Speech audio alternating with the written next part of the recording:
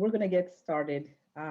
Good afternoon, and for some of our guests, I no longer assume it may be good morning or good evening wherever you are. Hope everyone is well and hope you're safe. I'm really excited to be with you this afternoon for what I know will be an engaging, necessary conversation. And so to get us started, I'm Fanta. I'm the Vice President of Campus Life and Inclusive Excellence. And I have the honor of introducing my colleague, Lily Wong, who will introduce our speaker and will be moderating our conversation this afternoon. For many of you, you may already know Professor Wong, because you probably have taken classes with her and have interacted with her in many capacities. But for others, I would like to introduce Professor Wong. Professor Wong is an associate professor in the Department of Literature and Critical Race, Gender, and Cultural Studies at American University. She is also a faculty affiliate at the Antiracist Research and Policy Center, otherwise known as ARPC. She is the author of Trans-Pacific Attachments, Sex Work, Media Networks, and Effective Histories of Chineseness. And while we're waiting over the break, I had the opportunity to hear a little bit from Professor Hong, and my understanding is this is certainly a book that is a must-read book. And so now I have added this to my reading list. Thank you. And so without further ado, Professor Wong. Thank you, Fanta. Hello, everyone. Thank you for joining us this, afternoon for us. It's an absolute pleasure to be in conversation with Grace today. Grace Hong is the director of the Center for the Study of Women and professor of gender studies and Asian American studies at UCLA. She is the author of 2 books, Death Beyond Disavowal, The Impossible Politics of Difference, and The Ruptures of American Capital, Women of Color Feminism and the Cultures of Immigrant Labor. She is also the co-editor with Roderick Ferguson of the edited collection, Strange Affinities, The Gender and Sexual Politics of Comparative Racialization.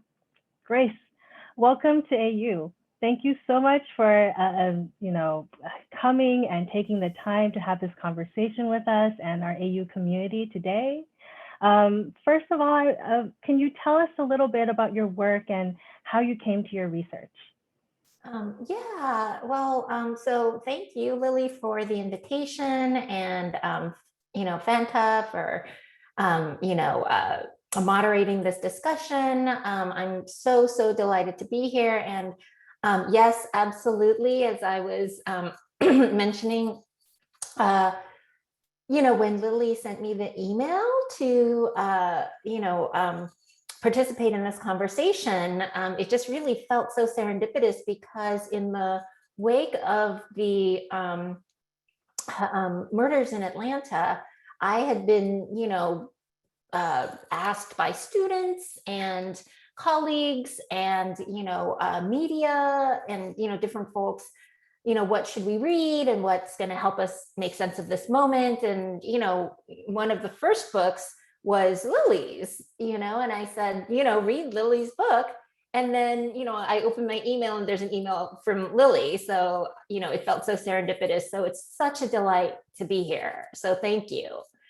So in terms of how I came to my work, I'm going to really date myself. And the senior, I went to UCLA actually also as an undergrad, and my senior year, the spring of my senior year, as I was preparing to actually start my master's program in Asian American Studies in the fall, that was the spring of 1992.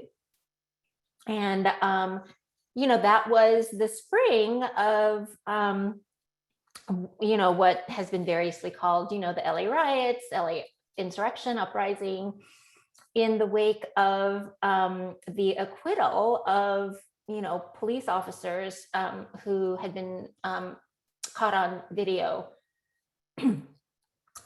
brutally beating Rodney King. So, of course, yesterday's verdict in the Derek Chauvin trial, sort of shows us that these issues are issues that are endemic and persistent, right?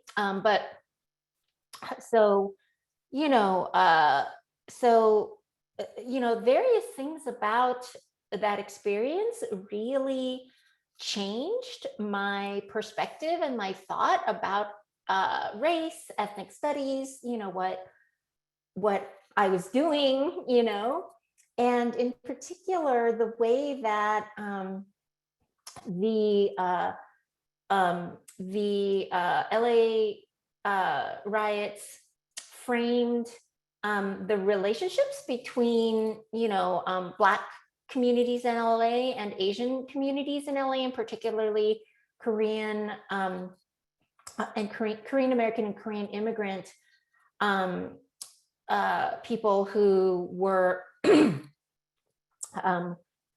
who own businesses in Black communities and, things like that, really, really challenged the model of ethnic studies that I had been trained in up to that point as an undergrad, which was very much about a very uncritical sense of sort of third world solidarity, right? And so that was the moment where I decided that I had to think about race and racialization comparatively and relationally.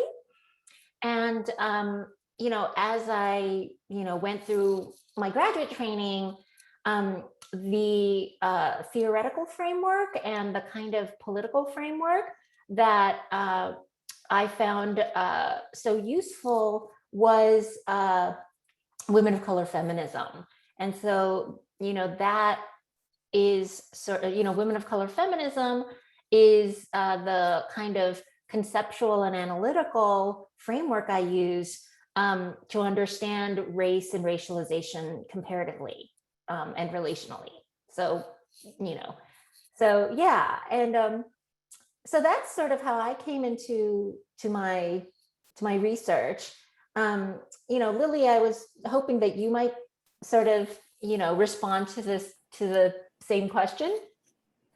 Yeah, absolutely. Thank you, Grace, and thank you so much for recommending my book. And my work focuses on affective labor and racial capitalism, minor transnational solidarity movements, as well as media formations of Trans-Pacific Chinese, Sinophone, and Asian American communities. And the first book that you mentioned, Trans-Pacific Attachments, analyzes transnational representations of the Asian sex worker and argues that the figure has long operated as a trope for both Asian American sexuality and Asian modernity. And so in a way, the figure of the Asian sex worker then constitutes a pivotal reflection on the intersectional politics or the relational comparative politics that you mentioned of not only racial, sexual, and class structures, but also between Asia and the Americas. A large reason why I came to this research was because of my parents. They were academics and labor rights advocates, organizing specifically around issues of sex work decriminalization as it's tied to histories of militarization and the carceral state. And so my work really started off as an attempt to really extend the labor organizing that I witnessed growing up and really admired. But I wanted to take a little bit more of a cultural perspective, right? The book takes and traces the discursive work done by sex worker figures, both in real life and through cultural representation, and analyzes its material effects on a larger trans-Pacific scale. So now speaking to the material effects of our work, Grace, as you know, and you've kind of started with this in the opening, we are in quite a historical juncture. We are having this conversation amid a global pandemic, which uneven effects have exacerbated structural inequities around the world. We see the rise of xenophobic and anti-immigrant violence, such as the murders in Atlanta that you mentioned last month, and in Indianapolis the past week. While we reckon, right, with the long history of racial injustice, and pay close attention to the protests against police brutality in Chicago, in Hawaii, and Minnesota. So your work, which contextualizes current histories of sexualized, gendered, and racialized violence so thoughtfully, has really helped me make sense of the moment. Can you share with us some thoughts? How does this moment speak to you and your work? Yeah, that's such a thoughtful question. Thank you.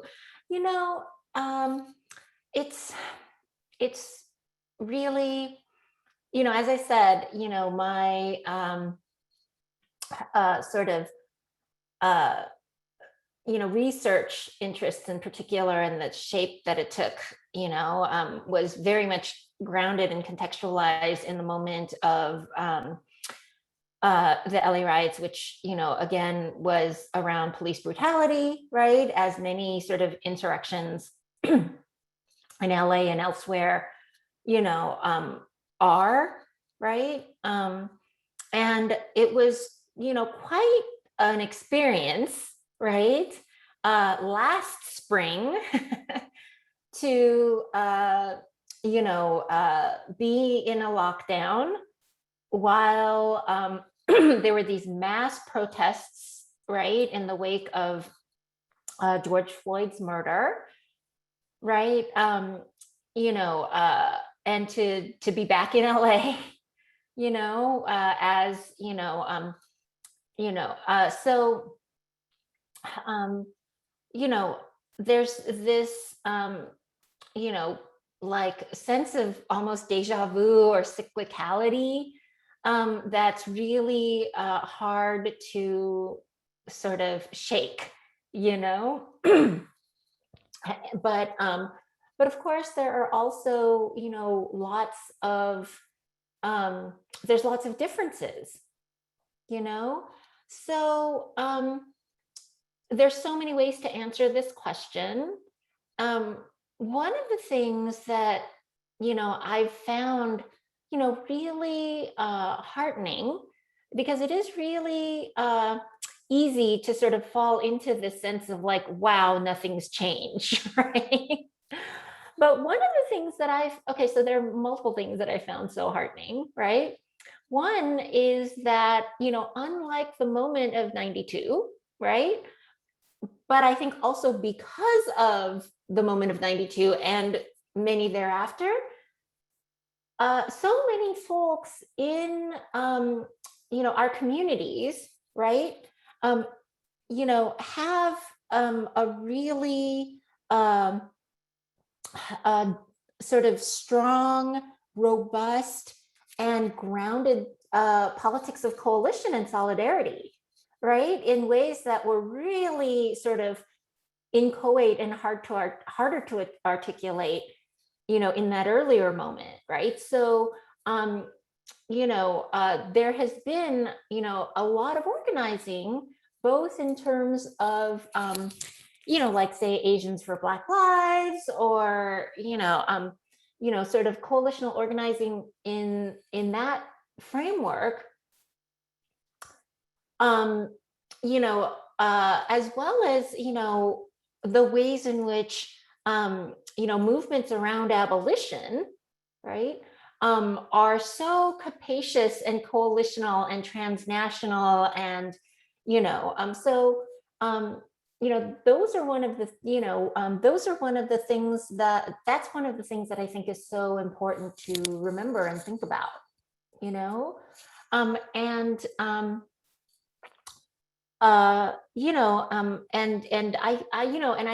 I think we've seen that, right? And of course, there's all sorts of different kinds of reactions, right? So, but the fact that there is, organizing and discourse and, political education amongst people, of all generations, but particularly like younger folks who sort of grew up within organizing traditions where this was a central mode of theorization, right? And then, of course, unsurprisingly and non-coincidentally, so much of this kind of coalitional organizing that's, relational, embedded in difference, is led by, women and, queer folks and trans and non-binary folks, right? Because those are the folks who have always done this kind of work. Yeah, so I think that's kind of, there's so many different ways to approach this, but maybe, that's where I'll start, and I mean, in terms of work, so as you were just saying, Lily, your book examines the figure of the Chinese sex worker as, this kind of nodal point that is both sort of the basis for, but also really disruptive of and interrupting of multiple national imaginaries, right? The US on the one hand and China on the other, Taiwan as well. And as such, becomes this sort of fraught and excessive site for the circulation and investment of affect, right?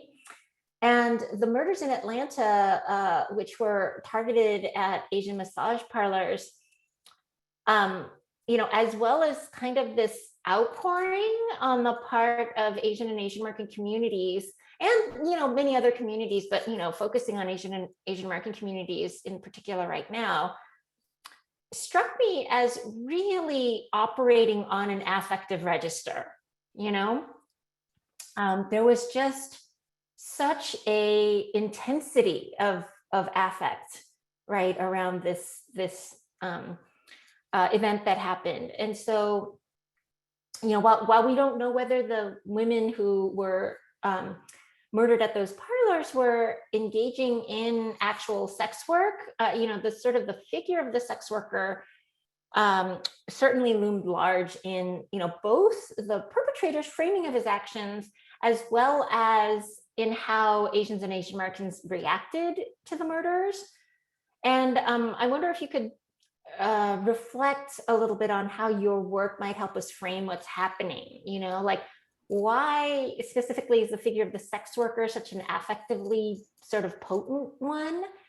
And what kinds of palimpsestic affects around Asian and Chinese sex workers have been circulating around this event? Any thoughts would be so helpful. Thank you, Grace. Those are really great questions. I was thinking about these questions too. I was also struck how affective the responses to the murders were too.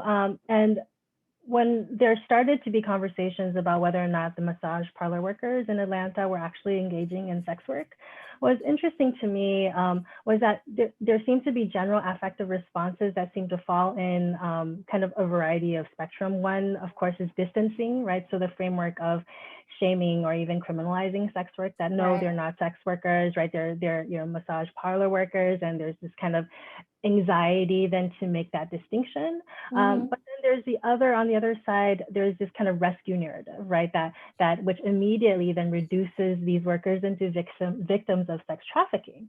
And as history has shown, such affective mobilizations on either end have very material consequences, right? So for instance, the conflation of sex work and sex trafficking through this affective rescue, for instance, was central to the logic of the 1875 Page Act, right? The very first federal immigration law passed in the US, which read Chinese working class female immigrants as all sex workers, right? Unless proven otherwise, thereby banning all working class Chinese female immigrants from entry into the US borders under the name of anti-trafficking for over half a century. So we see the kind of material effects of these discourses and these affects of threat and rescue.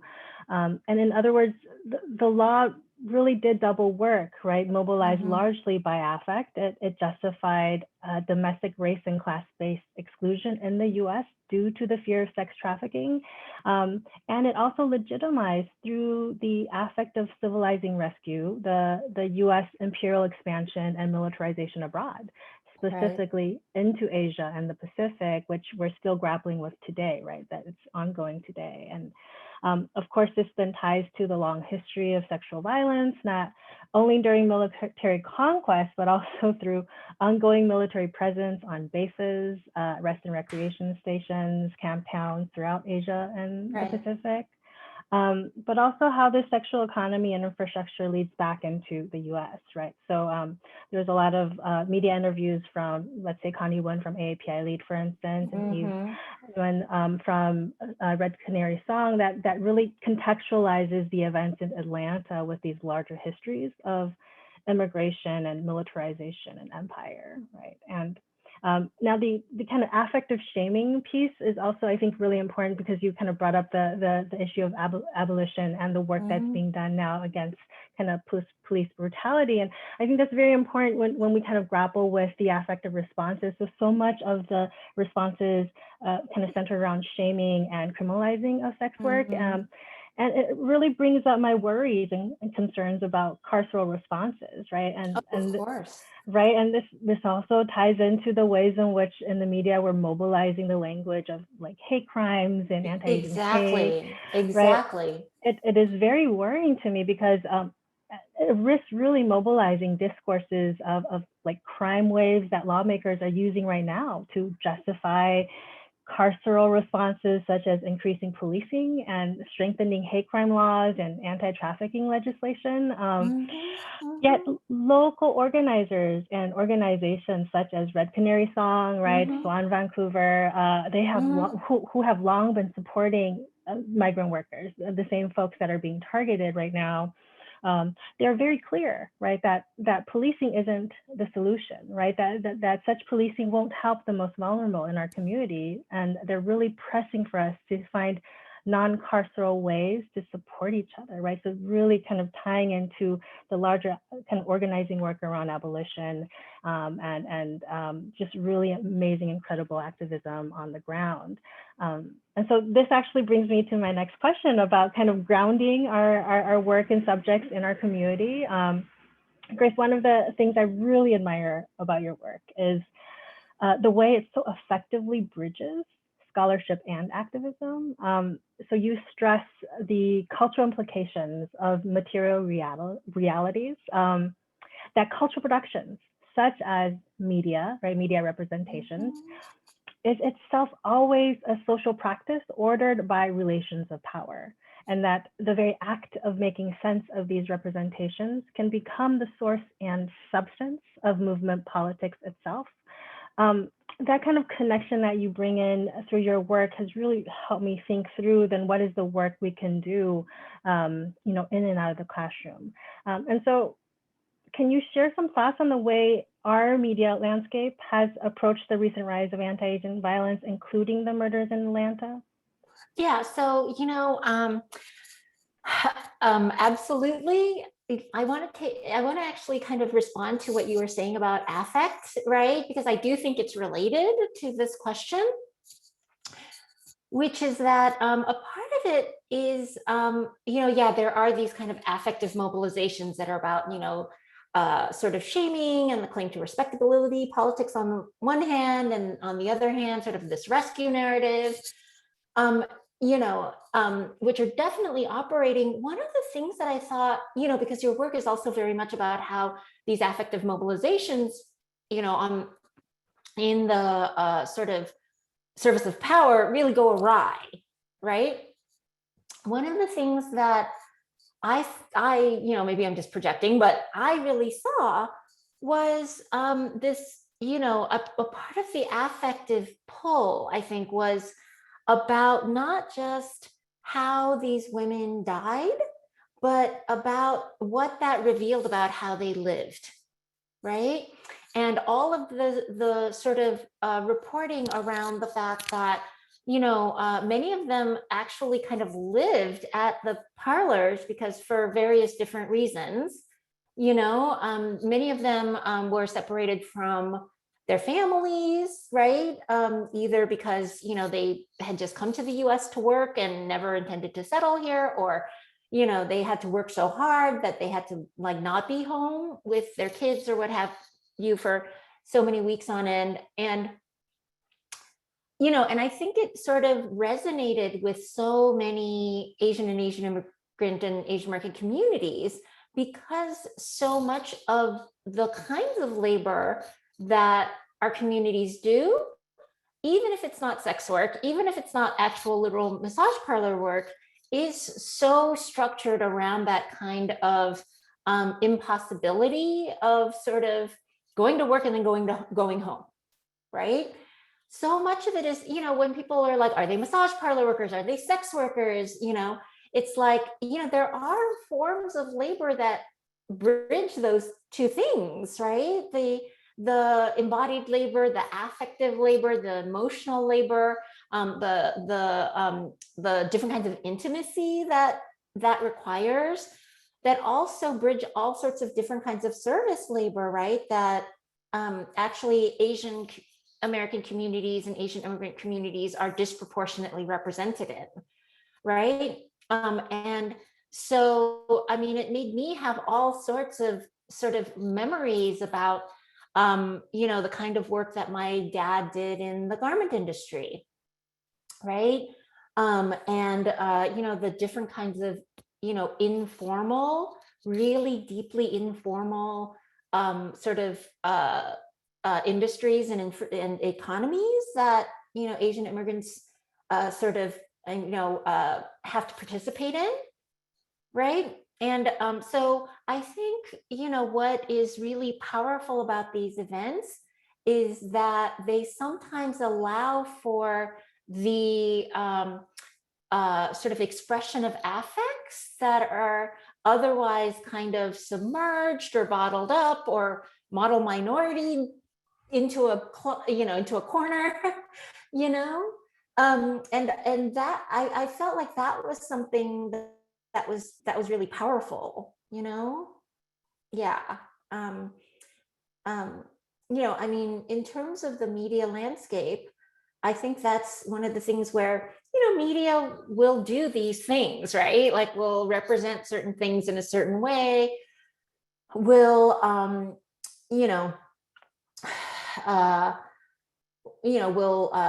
publicize, the shooter and his, motivations, right? And, his narrative of sex addiction or what have you, and will, can convey the kind of interiority of, like perpetrators and shooters, as opposed to the interiority of these women, which just kind of almost structurally, as I think your work really points out, almost like structurally, cannot be accessed, right? But at the same time, in terms of the actual representations, they may sort of reproduce that economy, the kind of affective circulation that happens around these media reports, I think really have a different kind of charge almost. I don't know. I mean, you're the affect expert, Lily, so you should tell me, if that sounded really off the wall and,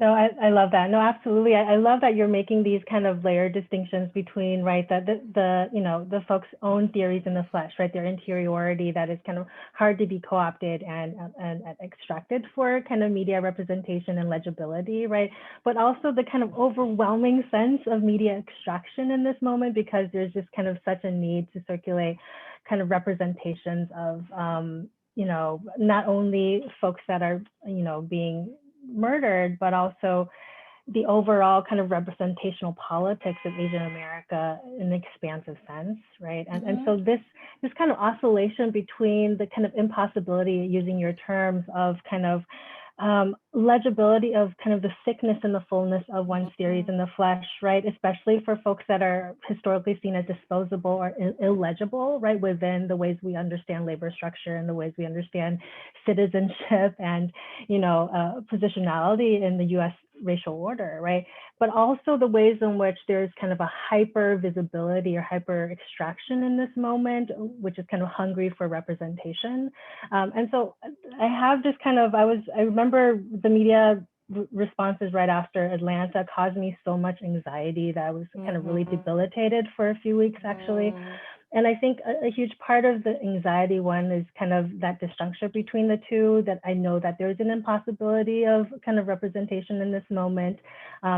And also this worry of it being co-opted into, like what we're talking about, kind of overall rhetoric of kind of hate, right? And how that could galvanize certain carceral responses away, right, from the safety of those that actually are being the most affected. And the other thing that I was really worried about was also kind of discourse around kind of Asian American visibility or invisibility, right? And I want to be really careful about the politics of visibility under racial capitalism, as you know, right? That we absolutely need to advocate for ourselves and keep each other safe, right? But we also need to do so without flattening the ways we have at times benefited from invisibility, but also visibility without acknowledging the ways we have been positioned unevenly, right, in relation to other minoritized communities, also risks erasing issues of power and also causes harm, right? So Tamara Nopper's talk on Afro-Asian solidarity hosted by Asian American Writers Workshop last month, she quoted Frank Wilderson's work, which stresses that shared experiences in the realm of the social don't necessarily index shared positions in the realm of the structural, right? And I thought that was just so powerful and such a succinct way to kind of address my anxieties of kind of this media moment, this media wave, right? It really kind of reminded me to not forget the ways in which our visibility or invisibility are really intimately tethered, right, to both the ongoing violences of Indigenous dispossession, for instance, but also ongoing reckonings of Black liberatory politics as we see in Minnesota today, right? And so this idea of navigating relational positionalities, right, through our media landscape was just really looming large. And it really, I guess, leads me to my next question for you, Grace. So much of your work, as you mentioned, centers on kind of really veers away from identitarian forms of kind of representational politics, right? Using the framework of a coalitional framework of women of color analytic or queer of color analytic, right? And that has been really helpful for me, right? To kind of set the terms, right? That the terms has to be already relational, has to already be structural in any ways in which we're going to represent or affirm or kind of advocate, right, for the ways in which we enter into the conversation of social justice. So can you contextualize the gender and sexual politics through these frameworks, women of color and queer of color analytic, involved in, I guess, the ongoing violence that we see today, you know, unfolding in Atlanta, but also, you know, consistently beyond? Yeah, absolutely. So that's so rich, Lily. There's just so much to say. You know what? One of the things that I sort of wanted to say was to respond to what you were saying about the sort of wide deployment of the language of hate crimes, right, and hate, and you know, and absolutely right there with you in terms of, you know, being so concerned about what that means and how deeply kind of carceral that logic is, and how that investment in kind of state carcerality, right, is an absolute impediment to coalitional and solidarity politics, right? In terms of you know, an investment in the settler state, right, an investment in the carceral state, and you know. So, you know, but I see people use that language, and, you know, I want to be generous, and a part of that is because of this paucity of language that we have, right? And the challenges of finding language that can convey the seriousness, right, of this, you know, racist and misogynist and, you know, violence, right? And as someone who is not social media literate, you know, it's like, yeah, you know, stop AAPI hate is like a really good hashtag. Like, I cannot make up a better hashtag. It's like, you know, like hashtag, you know, like stop capitalist imperialist gendered sexual racial violence, wow, rolls off the tongue. You know what I mean? Like, I don't know how to do a better hashtag, right? So I want to respect the kind of affective, need or desire behind wanting to find some language that conveys the seriousness, right? At the same time as, I can say like, okay, like pressing for hate crimes legislation is not going to solve anything, like really isn't, so, so there's that part of it, right? And, so that also is a response to the kind of like media question, right? Because there's sort of like traditional media, and then there's social media and digital cultures, and it's all so complicated, but that also sort of connects to sort of women of color and sort of queer of color analytics, and why I found them so helpful and useful for a kind of relational, analytic. And actually this very week I'm teaching in my class Audre Lorde, right? Which, Audre Lorde is not just this foundational, sort of theorist, women of color feminism and queer of color critique, right? But is also now sort of being rediscovered as a very early affect theorist, right?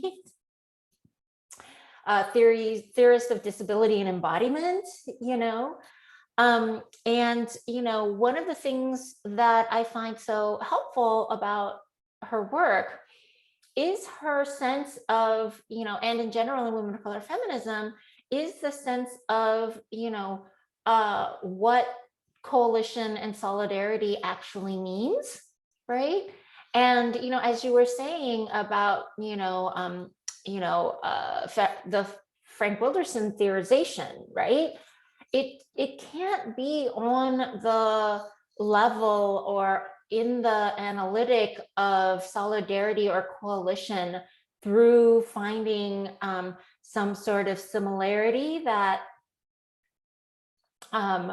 that erases these, really deeply differentiated structural positionings, right? And Audre Lorde very often is like very memeable, is very, but if you sort of look at what she's really saying, what she's saying is that the coalition comes through not sort of like this sense of like, we're all in it together, right?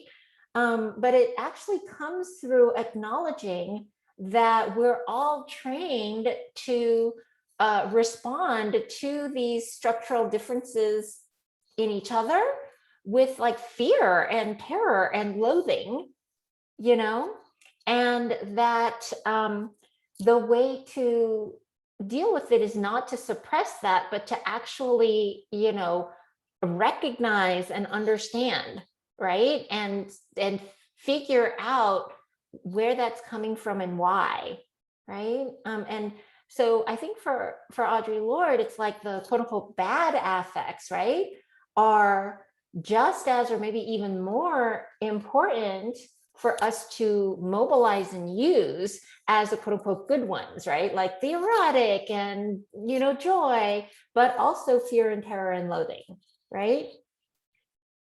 So, yeah. I love that. And that actually kind of reminds me of this conversation that Lorde had with Baldwin, right, on revolutionary hope, right? That this kind of, like you said, the good affects and the bad affects actually are intertwined in mobilizing potential in terms of hope, right? As something that is kind of mobilized on all fronts, right? Where she tells Baldwin that she's interested in seeing that we do not accept terms that will help us destroy each other, basically. Exactly. Right? So this not accepting terms that will help us destroy each other brings me to my next question. Sure. So Bryce, your work builds off of, as you have already demonstrated, this kind of strong scholarly tradition, right? That is committed to this kind of coalitional activism and theory, and that theory can actually lead into activism, and activism can create its own theories, right? Mm-hmm. And cultural practices. So how do you understand specifically then Asian American movement politics within this moment of structural reckoning, right? Especially if we consider Asian America as not just an identitarian concept, right? Mm-hmm. But as a political formation. Yeah, please. Yeah, well, there are, sort of, Asian American organizing projects, right? That are explicitly narrated as Asian American, right? And, these are really, really amazing, incredible projects, right? And organizing spaces. And then there are also, a number of, projects that I would consider, Asian American organizing mobilization projects that don't necessarily organize or operate around that particular principle, right? And so I just want to give, just like a really, localized example, right? So, there's this organization in LA called K-Town for All that works, with and, for unhoused people, that came out of this proposal to build a temporary shelter for unhoused people in Koreatown. And, this huge outswell of, organizing, a lot of it organized by conservative Korean churches and conservative Korean media, sort of rose up at the neighborhood council level to, sort of stop that from happening, right? And so K-Town for All sort of emerged as this kind of, radical, coalitional group of, folks, in Koreatown, many of whom were Asian American, but not necessarily, right, to tackle sort of the larger problem of sort of being unhoused, right, and our unhoused neighbors. So out of a sort of, community-based leadership class that two of my colleagues taught through the Asian American Studies department last year,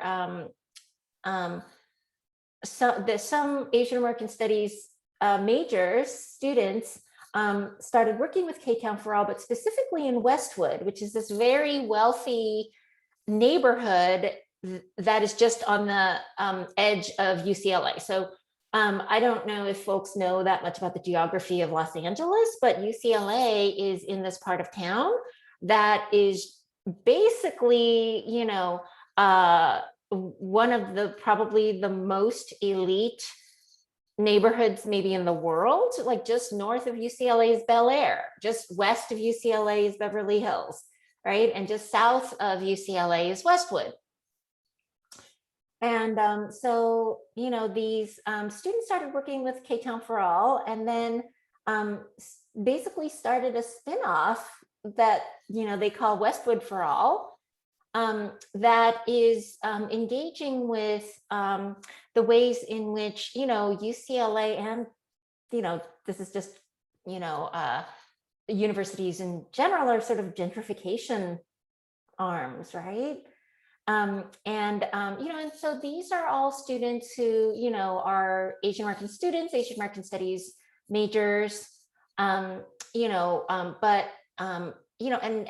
sort of bring that sort of Asian American movement, coalitional training and analysis to their work, right? But, don't necessarily organize under the aegis of sort of Asian American, right?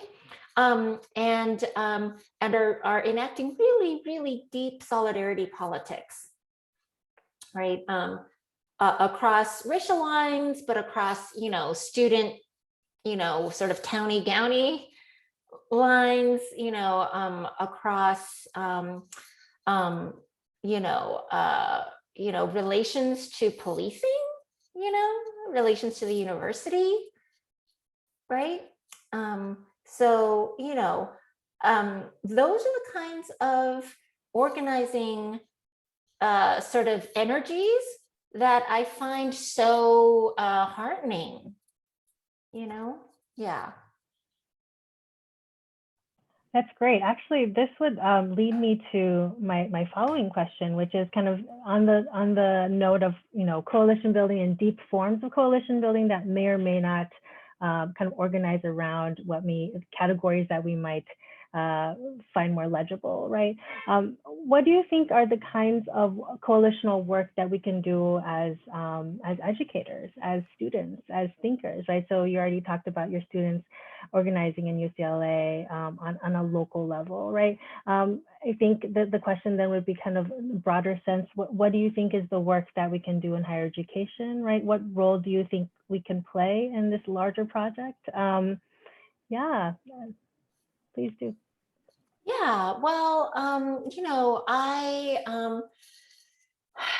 have so many answers to that, right? But the one thing that I really kind of want to highlight for now, because it is so relevant, is Abolition May, right?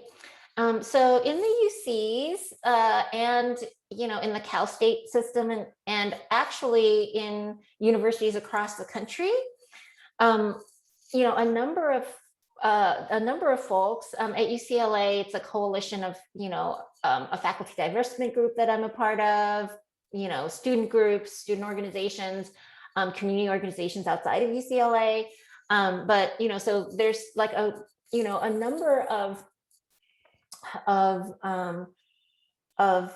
groups and organizations that are mobilizing, in the wake of last year's protests around state violence, racialized state violence, and the murder of George Floyd, to divest campuses of policing and to reinvest that and other funds to reorganize the university,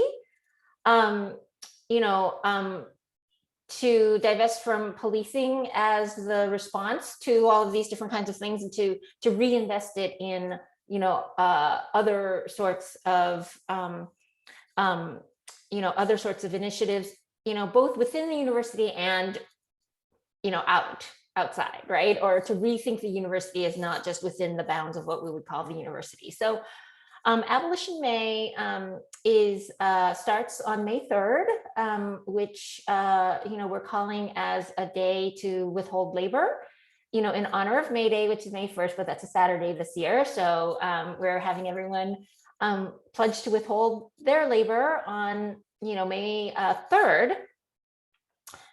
And then there's going to be a series of actions and events at a number of universities across the country. UCLA's Day is May 21st. And we're organizing a series of actions and events. And then Rolling May, Abolition May is going to culminate on May 25th, which is the 1-year anniversary of George Floyd's murder, to commemorate that sort of crystallizing moment, right? And for me, this kind of movement around abolition and the divestment from policing on campuses really harkens back to the San Francisco state strikes, and the Third World Liberation Front strikes in San Francisco, Berkeley, community colleges, high school, that was happening, because there's this deep reimagination of what the university could and should be, right? So the third world liberation. So all of these student strikes and student movements at the time, wasn't just sort of about like, oh, let's just keep the university exactly the same as it is, like sort of a institutional reproducer of, race, gender, and class hierarchies, right? But let's just get people of color a little piece of that, right? Not at all, right? It was about reimagining what, knowledge production, education, student communities, right? All of these things, reimagining the site of the university as having a completely different function and role in society, right? And thinking about ethnic studies, right, as pivotal to that, as CLR James said, right? Black studies is a critique of Western civilization, right? And I think, people pushing for the divestment of policing in universities, we're really pushing for a re-envisioning of the university as an institution that doesn't spend its money on policing and punishment, right? And its energies and resources on policing and punishment, but on, like reimagining what knowledge production looks like, and education, and the relationship between the university and larger communities, right? I love that. That is so powerful. I'm totally there with you. And I guess this leads me to my last question before we open up to the Q&A, is on the subject of continual world building, this reimagining of institutions and the ways in which we could reformulate or repurpose these spaces, right? What is the future of your work currently, right? How do you see your current projects connecting to your past work, but also this moment, and where do you see this heading? Yeah, well, actually, what's been really exciting to me is that, at a certain point, I just decided, what, I'm just never going to work on a research project alone by myself. There's no need, So basically all of the projects I've got going right now are collaborative. So, I'm a part of a research project that came out of some, prison abolitionist organizing that I've been doing, that has both sort of qualitative and quantitative elements, with faculty and students and community organizers. It's a sort of multi, on sentencing and excessive or long-term sentencing, that sort of looks at both sort of the raw data on life without parole sentencing and life sentencing and how that works in California. That organizers have, after months and months of Public Records Act requests, gotten the California Department of Corrections and Rehabilitation to turn over data that nobody has ever seen before. This happened like literally a month ago, after months and months of stonewalling, and and then the qualitative part of that is sort of doing interviews with formerly incarcerated people, actually having them interview each other and doing focus groups to give us analytical tools for understanding some of this data, especially for populations that are numerically smaller, like women and trans and non-binary folks, but that where just number crunching isn't going to give you, so that's one project. I'm working on a co-authored project about the reconfiguration of race and property in the wake of human rights regimes and the classification of sexual violence in the context of, quote unquote, ethnic wars as crimes against humanity. That I'm working with a couple of colleagues on. That's more of a sort of traditional monograph. I have been really fortunate to be able to pursue, projects in collaboration. And that's been really fun, actually. So, turning that back to you, Lily, could you say a little bit about some of the projects you're working on? Yeah, well, actually, I will actually defer that question because I do want to make sure we have enough time for some Q&As. Sure. But thank you. I really appreciate you kind of being interested in my work. But on the note of, I guess, collaboration and rethinking of the university, our AU students, our Asian American Student Union, have prepared some questions for you as well, as kind of a collective of minds. And so the first question is that, can you speak more, Grace, on the patterns of institutional or administrative barriers against an abundance of Asian American and ethnic studies classes in higher education and the inherent violence that these intentional barriers uphold? Yeah. Well, wow, that's a lot, and it's so contextual, right? Before this started, before the official program started, Lily, you and I were talking about the difference between you basically being sort of the only faculty person at AU who sort of teaches in Asian American studies, right? Versus, me at UCLA, where, Asian American Studies at UCLA has had a much, much, much longer history. The Asian American Studies Center being established over 40 years ago,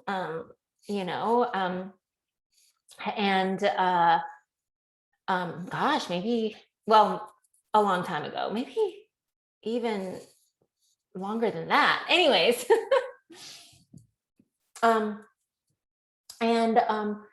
and so different institutions are going to use different strategies and tactics to kind of manage and contain and immobilize the kind of radical and critical energies of ethnic studies, right? And Asian American studies in particular. And it's always a kind of dialectic, right? Between institutionalization and becoming a part of an institution that sort of reproduces certain kinds of social hierarchies, right? And on the one hand, and like just being erased completely, right? It's this dialectic. And so, at institutions where Asian American Studies has a very sort of small presence, right? But also at institutions like UCLA, one very classic sort of tactic is starvation, right? Just dribs and drabs, right? And the scarcity mentality that, reproduces all of these different sort of, really difficult and terrible things, right? Where,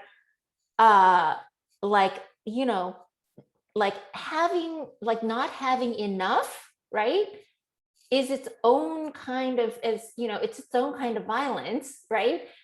Like scarcity and not having enough is not like on its way to getting better. It's its own category of,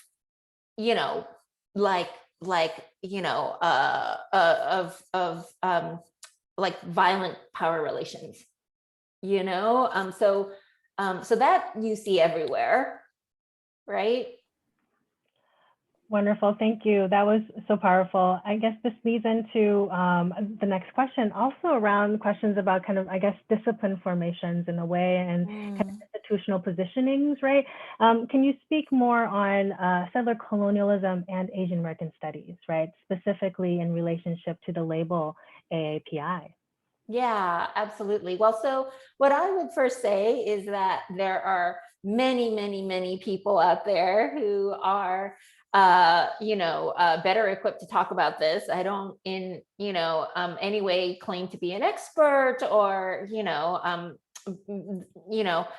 I, this is obviously incredibly, incredibly important. So let me just point to a couple of people who are doing really wonderful, incredible work on this. One is my own colleague, I have an Espiritu Gandhi, whose work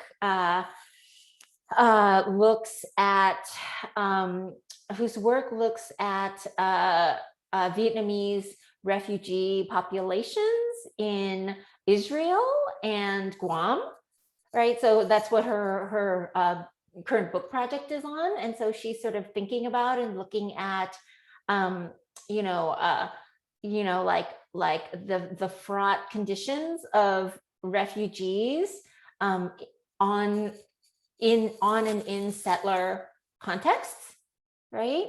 Another really amazing scholar who thinks about this very, very deeply is Manisha Dasgupta at the University of Hawaii, who is finishing up a brilliant book on crimmigration, basically, the intersection of, the criminal legal system and, immigration.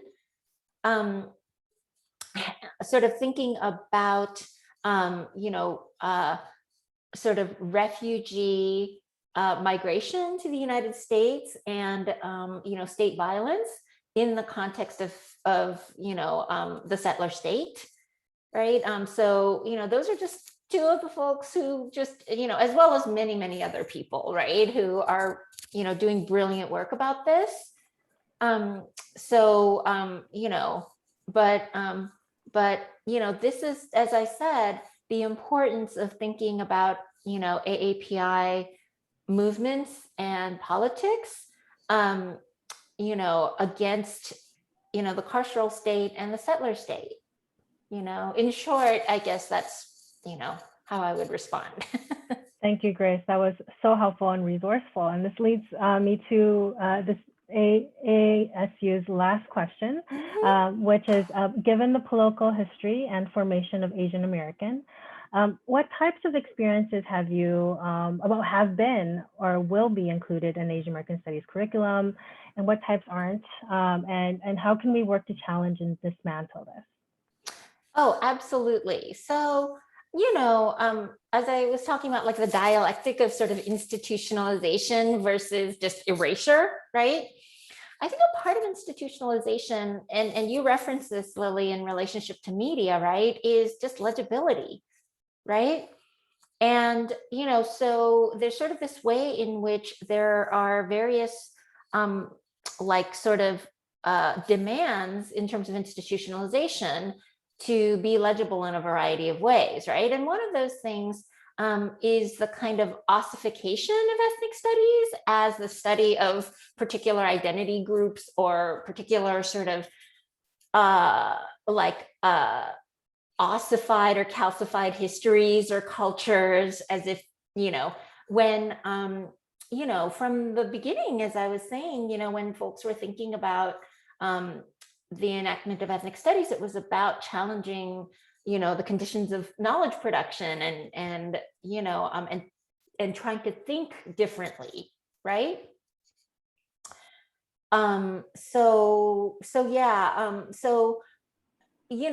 What I would sort of say is that it's important to think about Asian American studies as an analytic, or as Lisa Lowe would call it, Asian American critique, right? And if we do it that way, we can think about Asian American studies, in relationship to carcerality, in relationship to imperialist war, in relationship to, the settler state, right? In relationship to migration, and that's going to bring, sort of the kind of less studied or less, sort of legible histories and processes to bear, right? And so that it's, so that it's not just like, oh, Chinese built the railroad and Japanese internment, which are not unimportant, right? But it's like Japanese internment is an expression of the carceral state, right? How can we think of that in relationship to camps, right? Detention centers, right? So that's like Naomi Pick's work, right? I love that, Grace. And that actually responds to, already answers perhaps one of the questions in the Q&A from Daniel, which kind of is thinking about how do we think about the AAPI kind of radicalism in relationship to the rise of ethnic studies, but also within this kind of neoliberal multicultural model where it oftentimes gets, like you said, kind of compartmentalized in these kind of additive or that identitarian kind of boxes themselves. So I love that response about thinking about Asian American studies as an analytic, as kind of larger structural questions about the structural state and relationship to settler colonial state as well. This leads me into another question in the Q&A, and this is from Kira, a former student of mine. She says this, hi, Professor Hong, I'm so grateful for your work as it has grounded much of my solidarity, research, and organizing practices. So a little context, Kira has been organizing on the ground in Minnesota since last summer. So this is just really special to hear her join us today. I read your work in Professor Wong's class, yes. A question I have been grappling with as a grad student, so she's now a grad student at University of Michigan right now, is how do we account for the harm that the existence of the university causes in the present, right? So what do you do with many organizers' assertions that post-abolition, the university can't exist or knowledge production cannot exist in the way that it does? In the meantime, what are ways we can orient our practices and actions towards the dismantling of its legitimacy and power structures that affect local communities, right? Or is that even a real possibility itself? Okay, that is so great. And, you know, my response is, yeah, burn it all down. You know, I am an abolitionist. Right. And I don't actually have that much investment in just preserving the university for the sake of preserving the university. I mean, I also feel the same way about literary studies, right, which is my like original kind of training. You know, I have a PhD in literature. And, you know, I'm not affiliated with an English department or comp lit department or anything like that at UCLA. I have a very abolitionist relationship to that discipline. I think, you know, any interesting project on, you know, literature and cultural production can be done in other spaces, right? So yeah, I mean, I don't think we need to be like, oh no, we don't have to preserve the university as it exists, you know, come the revolution, you know? And, you know, one of the things that I've really appreciated, like I said, you know, one of my projects that I'm working on like came from organizers, right? Like the sentencing project, the qualitative part of it came from, you know, an organizer from the who has since been released from the California Institution for Women after serving 20 years, and she was just like, we need more information about long-term sentencing. Do this project, and we said okay. You know, the quantitative. It's like an organizer who filed all these public records at request and got data. So much research and knowledge production happens like on the part of organizers. And that person that got all this data has like their highest degree is a BA in English, right? So it's not like, you know, so, and so much research and knowledge production, you know, and not just like in an expansive way. Literal research that looks like research that we do in the university gets done by organizations, right? And by community and like organizers, right? So if that's how we're doing research come the revolution, like, love it. I am down for that, you know? What we do in the meantime, I think, is